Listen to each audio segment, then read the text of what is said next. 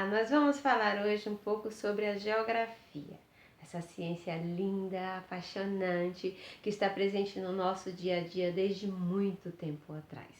Porque a ciência, a geografia enquanto ciência, ela é relativamente nova, assim como as outras ciências modernas. Mas o conhecimento geográfico é bastante antigo, desde as civilizações mais antigas, como a civilização egípcia, ela já usava desse conhecimento geográfico. Ela já conhecia muito bem a hidrografia do rio Nilo, por exemplo. Então, essa ciência, ela se tornou, esse conhecimento geográfico, ele veio se tornar ciência só a partir do século XVIII, XIX. E como foi que isso aconteceu? Onde?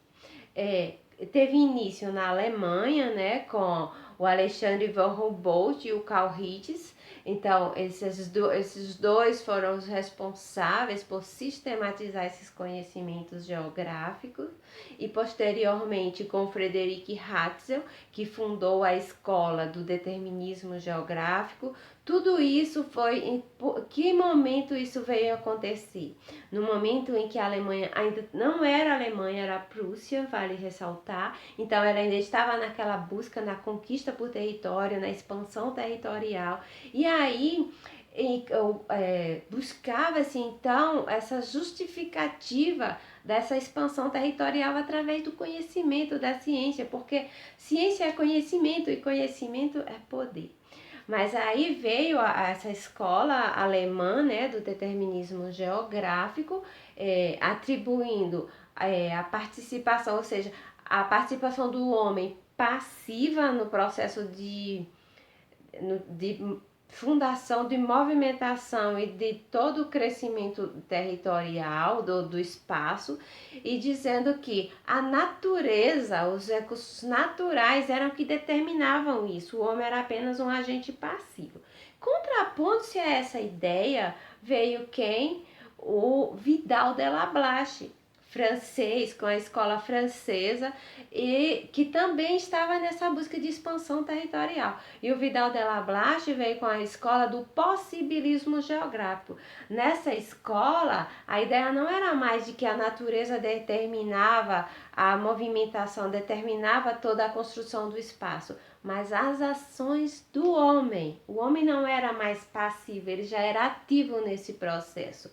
Então, essas duas escolas, elas foram as primeiras, justamente com essas duas posições, com essas duas vertentes, mas foram as duas que sistematizaram a geografia, que deram origem à ciência. Por quê? Porque para se fazer ciência era necessário o quê? Primeiro, definir qual seria o objeto de estudo daquela ciência, né?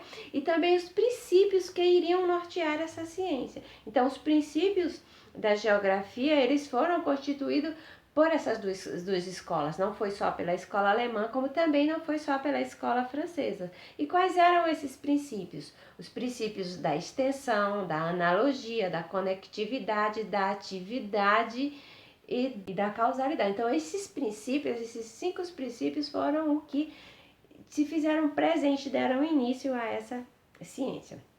Mas a geografia, ela sofreu, enquanto ciência, ela passou por diversos processos, por diversas fases.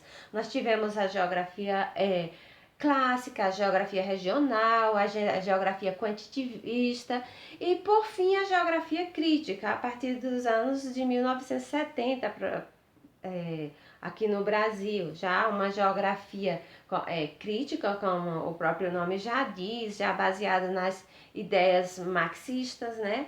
Então, essa geografia que nós temos hoje já é essa geografia contemporânea, ou seja, essa geografia crítica, certo? Então, espero que vocês tenham entendido um pouquinho sobre a geografia, sobre essa ciência, e depois nós voltaremos falando sobre alguns desses geógrafos contemporâneos que contribuíram para que, de fato, a gente tivesse essa geografia crítica que temos hoje, ok?